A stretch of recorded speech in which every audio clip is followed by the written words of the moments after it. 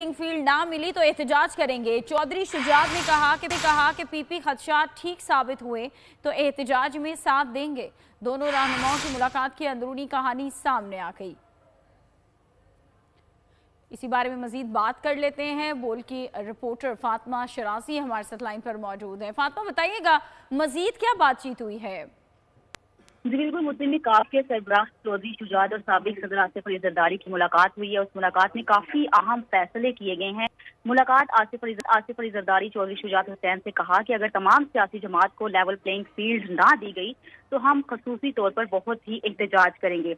इसके अलावा उन्होंने कहा कि हल्का बंदियां हों या ना हो, मगर इलेक्शन का इनेकाद बर वक्त यकीनी होना चाहिए। सियासी अदम इस्तेहकाम खत्म करने के लिए इलेक्शन नागजीर है।